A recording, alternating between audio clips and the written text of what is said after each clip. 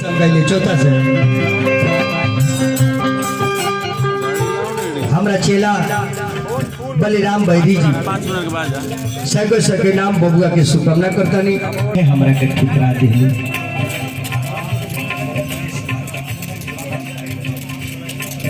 काहे हमरा के विसार दिलू।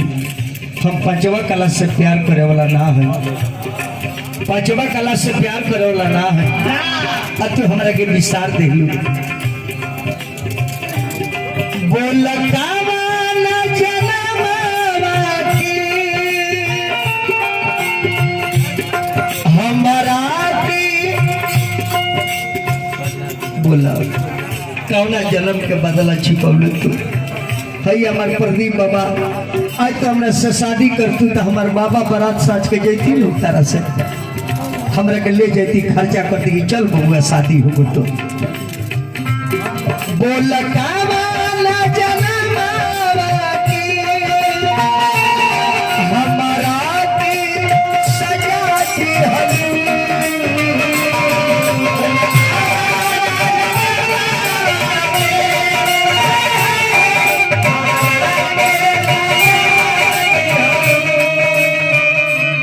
जब धोखा दे के रहे काहे दिल लगा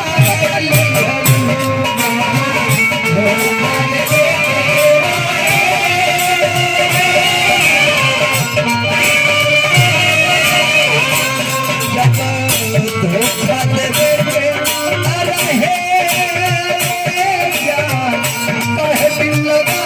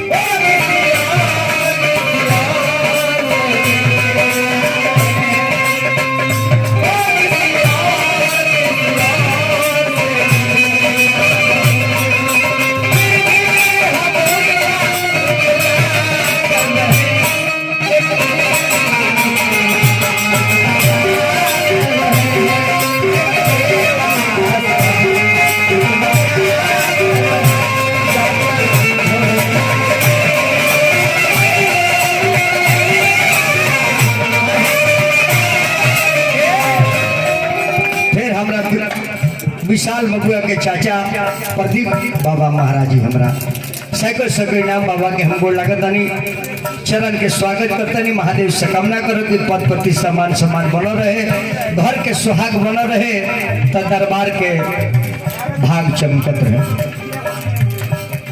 भगवान से महादेव से निवेदन कामना करब के हे महादेव हमरा प्रदीप बाबा के आने वाला दिन में मुखिया जरूर करें।